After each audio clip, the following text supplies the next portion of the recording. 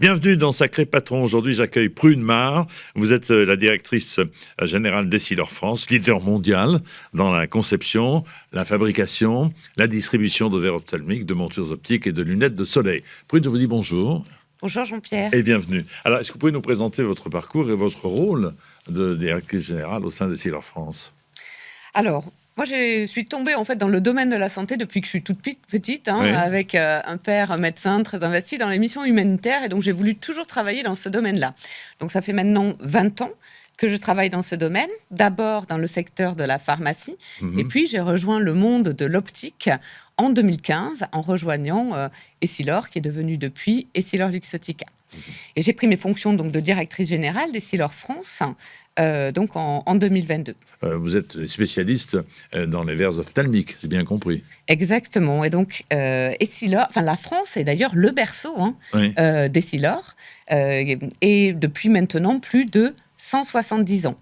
L'objectif d'Essilor, c'est effectivement, donc la mission, c'est de pouvoir répondre aux besoins visuels, mais aussi protéger la vue de tous les consommateurs en leur apportant une solution qui est individuelle à chacun, parce qu'il faut savoir que votre besoin visuel, ça va pas être le même. Ça que n'est le pas mien. le vôtre, bien sûr. Exactement. Bien sûr. Donc les verres vont être faits sur mesure. Et puis en même temps, on sait tout le monde n'a pas les mêmes budgets. Donc nous proposons un éventail de verres, de marques pour tout un chacun. Et nous avons des marques emblématiques, par exemple Varilux, Bien sûr. qui est une marque de verres progressifs qui permet justement de redonner une bonne vision à toutes les personnes qui ont plus Donc, de tout le monde 45. peut avoir accès à la vue, quel que soit le budget. Exactement. Et c'est extrêmement important parce qu'il y a quand même 80% des informations que traite notre cerveau qui passent par la vue. 80%. C'est quand même pas mal. Exactement. Alors, pourquoi est-il important de promouvoir la santé visuelle et de sensibiliser en quelque sorte tout le monde, le grand public, aux enjeux qui sont liés à la vue ? Alors en France, c'est à peu près 3/4 des Français qui ont un défaut visuel qui nécessite justement d'être corrigé. 3/4 des Français. 3/4. C'est énorme. C'est énorme. Et il y a encore un Français sur 5, en France, qui n'ont pas une vue qui est parfaitement corrigée. Donc, soit ils ont des lunettes et la correction n'est pas totalement adaptée, soit ils ne sont pas totalement corrigés. Donc, il est extrêmement important de pouvoir apporter une bonne solution pour les corriger. Parce que je vous disais, il y a 80% des informations qui passent par la vue, mais la vue, c'est aussi à l'école pouvoir apprendre. La vue, c'est aussi ce qui va assurer notre sécurité au volant. Bien sûr. Et quand on sait qu'il y a quand même 42% des gens au volant qui devraient porter leurs lunettes qui ne le portent pas, ça laisse à réfléchir. Et comment on peut sensibiliser, effectivement, les gens, les accompagner pour qu'ils aient la meilleure vue possible, le plus longtemps possible, tout au long de leur vie. Évidemment, le plus longtemps possible. C'est notre intérêt. Quels sont les principaux défis auxquels vous êtes confrontés dans ce domaine et quelles actions concrètes Essilor prend-elle pour y faire face ? Alors, bon, vous l'avez compris, la mission d'Essilor, c'est de vraiment garantir une bonne vision pour tous. Et aujourd'hui, on a 2 enjeux qui sont liés vraiment à la démographie. Le premier, qui touche les plus jeunes, c'est la myopisation de la société. On parle d'une véritable épidémie de myopie. La myopie, c'est ce qui fait que de loin, vous allez voir flou. Alors, vous pouvez vous dire, c'est un simple défaut visuel. Pas du tout. En fait, la myopie, c'est une véritable maladie, puisque quand on va aller vers des myopies fortes, au-delà de moins 6 dioptries, il y a des risques de complications et de pathologies qui sont extrêmement graves, puisqu'elles peuvent mener jusqu'à la cécité.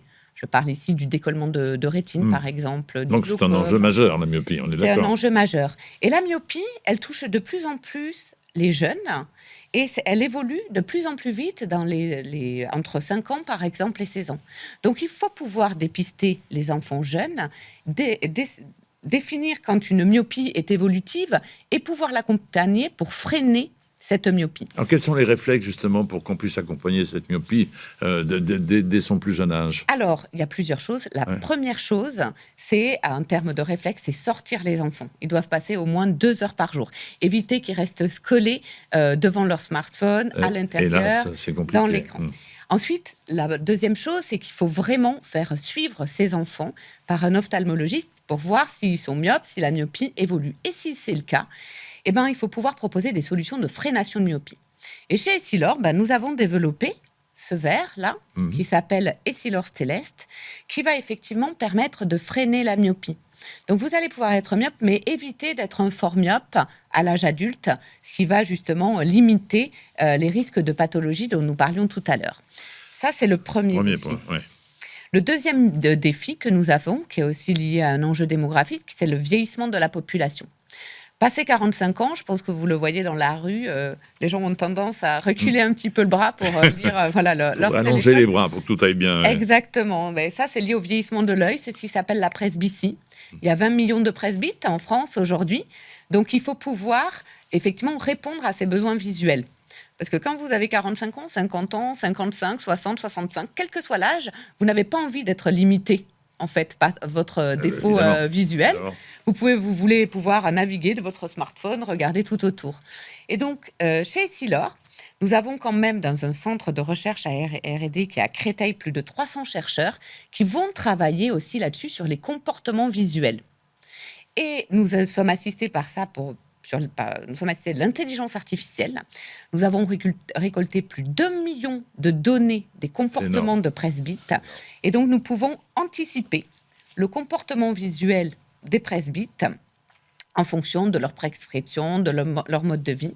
Et pour tout un chacun, nous allons créer ce que nous appelons un jumeau numérique afin de vous apporter le verre sur mesure qui correspond exactement à votre besoin. C'est votre véritable défi. Exactement. Diriez-vous que la filière visuelle française a des spécificités? Et si oui, pourquoi? Alors déjà, c'est une filière d'excellence. Il faut savoir qu'en France, nous avons un taux d'équipement extrêmement élevé. Par exemple, chez les presbytes, il y a 70% des presbytes qui sont équipés de verres progressifs. Par exemple, en Allemagne, c'est que 45%. Pourquoi? C'est parce que nous sommes aussi dans une filière qui est médicalisée, autour de l'ophtalmologiste et autour des 3 O, donc ophtalmologiste, opticien et orthoptiste, qui vont vraiment suivre l'ensemble de la santé visuelle. Nous sommes aussi dans un système où les paires de lunettes correctrices sont en partie ou totalement d'ailleurs prises en charge par la somme du financeur privé, complémentaire santé et public, puisqu'il y a une part sécurité sociale. Donc tout ça aide effectivement au développement et à la promotion de la santé visuelle.